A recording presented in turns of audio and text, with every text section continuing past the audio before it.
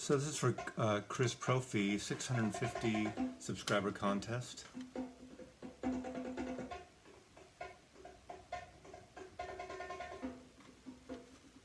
This has nothing to do with the contest, but Enoch Light, Ping Pong Records.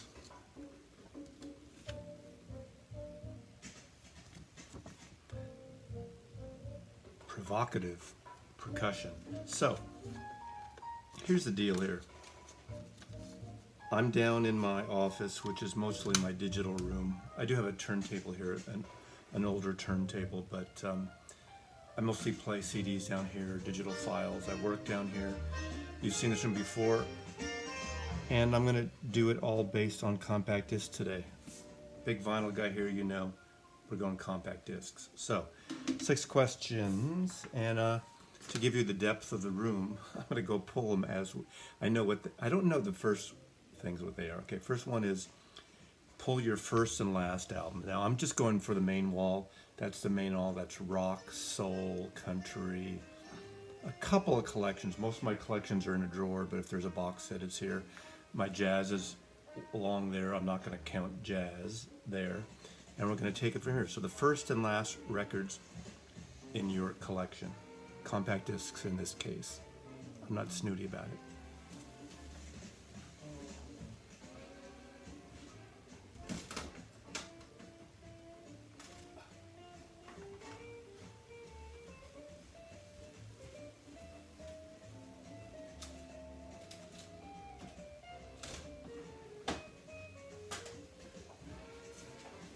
Okay, the last one's a box set, but the first one, this is a great collection.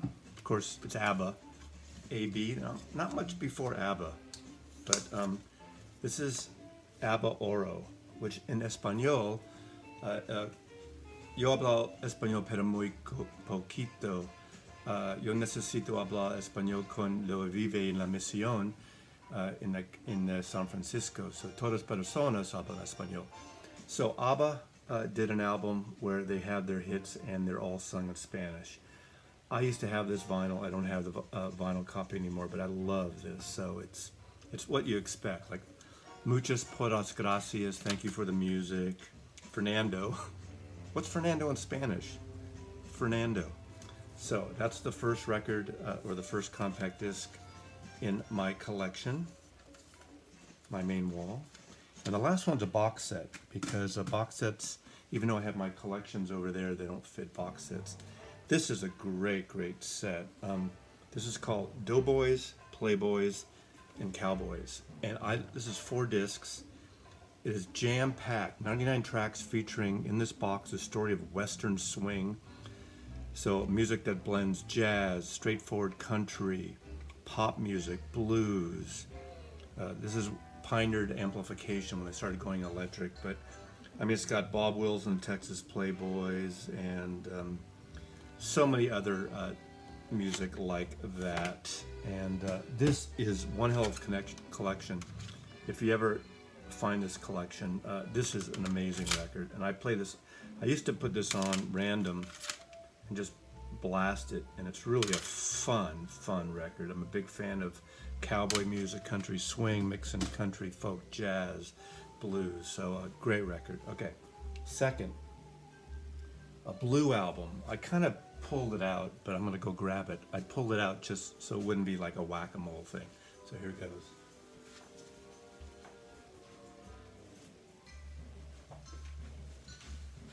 The Move Shazam, an expanded box of the Move Shazam. Disc 1 has the proper album plus bonus tracks. Disc 2 has outtakes and BBC sessions. If you don't know The Move, you need to know The Move. Roy Wood's group with Carl Wayne, great vocalist Carl Wayne, as is Roy Wood. Later, Jeff Lynne would join The Move after this album, and The Move begat Electric Light Orchestra. But this album is such an incredible album. They do Hello Susie, Beautiful Daughter. They do a copy of a Tom Paxton folk song called The Last Thing on My Mind, and a cover of Don't Make My Baby Blue. And they do these sort of folky type songs, long-winded, almost heavy in a heavy metal sense, yet they're ballady and they're epic songs. But Shazam is an incredible album. I do have an original album on A&M Records, a vinyl copy of this, but Shazam is an amazing album and a great, beautiful blue cover.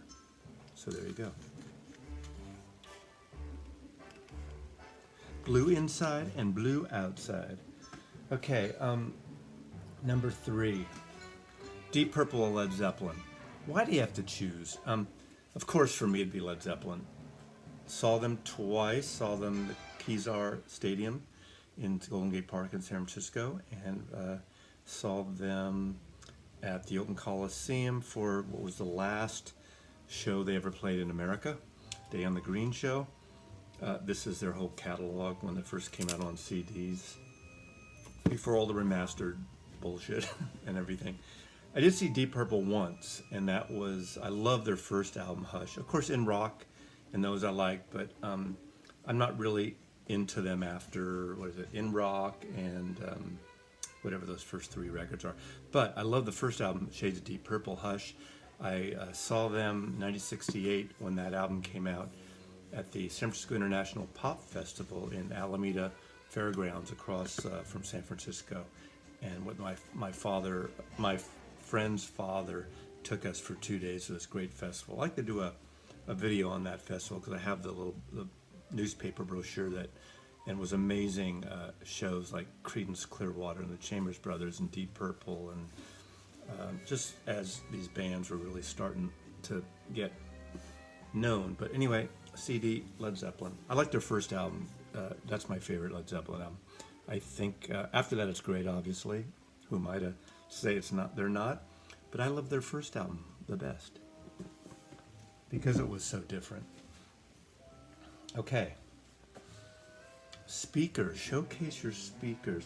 Let me show that last. Okay, I'm going to reverse it because I want to take everything down and combine it, and I'll talk about that last because this is my second system. My main system upstairs has B&W speakers, 702 S2s that I got about 3 years ago, 2.5 years ago. First new speakers I bought in 20 years. Here I have a pair of refurbished, but I'll get to that after. Okay, want list and albums. I only have 2 want list albums on my Discogs. One is, I did a feature on David Sylvian. David Sylvian was in the band called Japan, English artist. And the one I want, which I love, which is kind of avant-garde electric, folky electric, moody, dirgy, is Blemish on vinyl. And it was very rare to get this on vinyl. Here, it goes between $185 and $294. Let's see if there are any for sale. For sale, there are 8. Okay, they start at $215 now. I can get a near mint and a very good plus. So, if you want to send me a VCLT, Manhattan, Manhattman is my Discogs. I only have half my records on here. All my jazz is on here. I'm only halfway through it. But if you want to find this for me, less than $200, or gift it to me. God, I just got all dark here, don't I? Like, the other one on here I have is, you know, John Martin, who's on Island Records for years. Well, he did an album called The Church with One Bell, which is a cover album. A cover album. Beautiful record. I have the CD since it came out. I loved it. The record company had a deal. The record company bought him this church in trade for doing this covers album. It is a slow, moody, sexy, just sultry version of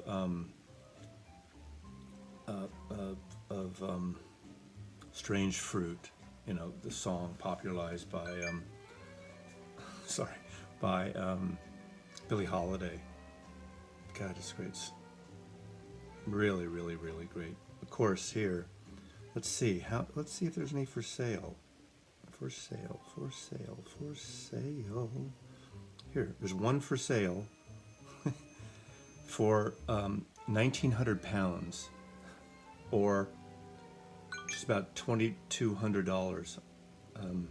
About $2,200. Really? Come on, let's reissue this puppy.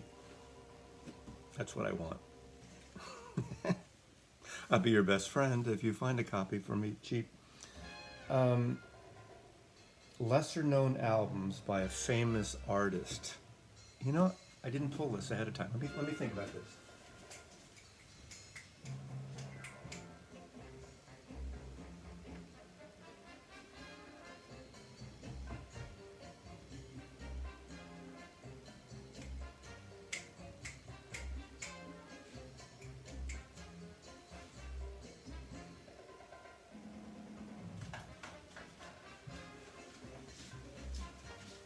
Okay, here's an experiment of an album, interesting album by Randy Newman. Randy Newman is a favorite of mine.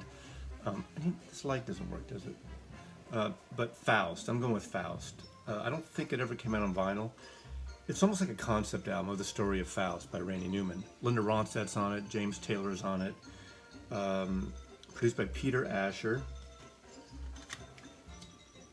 And it's really interesting, it's really different. It's just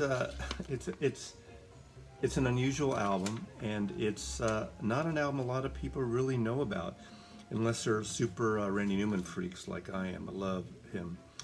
Who else is on here? There's like a ton of people on here. Of course, everything is so. Bonnie Raitt is on here. Don Henley is on here. Linda Ronstadt. So, you know, Jim Keltner, a lot of the typical LA musicians you'd expect to play with Randy Newman. He does the main vocals on most of the tracks, although Linda and James Taylor do some great things. It's just a really, and it's a grower. It's orchestrated, it's conceptual, it's really interesting. So, there you go. So, Chris, congratulations on your 650 subscribers, and you make even more videos than I do. I'm accused of making so many videos, but I love your stuff. I love your variety of music. But as we close out, I'm going to show you my speakers just to give you I'll talk to them. I'll talk about them over the end. So let me flip this camera around, and we'll be right back. Okay, down in my office here, I have a Denon system. This used to be I had a separate office in San Francisco for many years, and this rig was in my office. It's a Denon receiver, just an integrated amp. I have a, what do I have here? A Rotel slash DVD CD player that I'm playing on. You can't see right now, dual turntable. There is a RCA Victor Retro, got the number on this one. Just an old record player refurbished here. So, I've showed these in many videos. These are JBL L100s. These are a refurbished pair of the original. This was the best-selling speaker of the 1970s. A lot of audiophiles don't like them because the bass reflex are kind of bass heavy. Although, I always like the sound. In 1975, I bought my first pair of these, and I had the orange grills. You could get orange, brown, or blue grills. In those days, I got orange, just because of the 70s time. You know, avocado refrigerators, orange. You know, that was what it's about. That was about the 70s. What about? My girlfriend thought I was crazy because I bought a pair of these for $600. $600 then is about what, $3,500 now. These have just been reissued and redesigned, and apparently they're amazing, better than the originals. This pair I found when I first moved to Seattle. Again, these are upgraded grills. You could buy these grills separately, so these are not original because a lot of the originals faded away. But this is what the Century L100s look like. Again, these were totally refurbished, and they have a really nice sound. There is a little adjustment. I keep them flat pretty much, but you can adjust the well, there you go. I'm not going to turn it sideways or whatever, but you get the idea. You know, some people think they're too bassy, but for compact discs and in this room, this is a real dead room. It's a daylight basement. But I just love these puppies. I love the retro look. I did get these metal stands in the last year to get them up off the ground. I think it's better to get them off the ground a little bit. Obviously, they're too big and bulky to be bookshelf speakers, but a little too low to be floor speakers. So let me just crank them a bit, see if you can tell.